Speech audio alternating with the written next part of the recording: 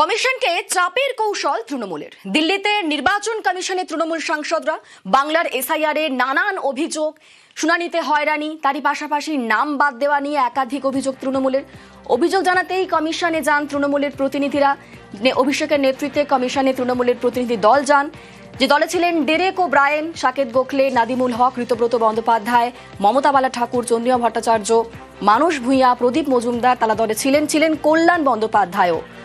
এবং এই মুহূর্তে যে খবর পাওয়া যাচ্ছে সেই বৈঠক শেষ। আমাদের সঙ্গে মৈত্রী রয়েছেন, মৈত্রী আপডেট দিতে পারবে। মৈত্রী, কি আপডেট বৈঠকের নির্যাস? অনিন্দিতা, দেখো, এখনো পর্যন্ত যেটা আমরা জানতে পারছি যে এই বৈঠক শেষ হয়েছে। বৈঠকের নির্দেশ আর কিছুক্ষণ বাদেই পরিষ্কার হবে। 2 ঘন্টারও বেশি এই বৈঠক চলেছে। সাধারণভাবে এত দীর্ঘক্ষণ রাজনৈতিক দলের সঙ্গে বৈঠক করতে খুব একটা দেখা যায় না জাতীয় নির্বাচন কমিশনকে, কিন্তু এবার যেটা দেখা গেল 12টা কিছু পরে এই বৈঠক শুরু হয়েছে এবং প্রায় 2:30 পর্যন্ত এই বৈঠক চললো।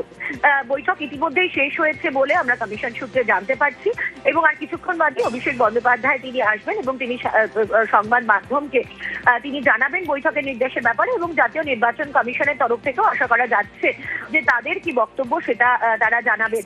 তবে মূলত যে যে বিষয়গুলি তুলে ধরার কথা বলা হয়েছিল তৃণমূল কংগ্রেসের তরফ থেকে, অভিষেক বন্দ্যোপাধ্যায় গতকালই জানিয়েছিলেন যে 1,36,00,000 ভোটার মেয়ের মিসম্যাচ, তাদের যে নথি মিসম্যাচ হওয়ার কথা বলা হচ্ছে, তাদের তালিকা কোথায় সেই বিষয়টি কিন্তু যে তোলা হয়েছে সেই ইঙ্গিত গতকালই দিয়ে এসেছিলেন যে অভিষেক বন্দ্যোপাধ্যায়। ফলে আজকের বৈঠকে সেই ইস্যুটা তোলা হয়েছে এবং তার সঙ্গে সঙ্গে তৃণমূলের আরো যে বেশ কিছু ইস্যু রয়েছে, যে 5টি প্রশ্ন আগে করা হয়েছিল এবং একই সঙ্গে ভোটারদের যে হেনস্থা এবং যে মৃত্যু মিছিল সেটি এখনো অব্যাহত রয়েছে বাংলায়, সেই বিষয়গুলোকেও তুলে ধরা হবে বলে মনে করা হচ্ছে। ফলে আর কিছুক্ষণের অপেক্ষা, তারপরেই কিন্তু বৈঠক কেমন গেল, কতটা ফলপ্রসূ হলো বৈঠক, সে বিষয়ে আরো স্পষ্ট ধারণা পাওয়া যাবে। বেশ মৈত্রী, আমাদের নজর থাক। ধন্যবাদ।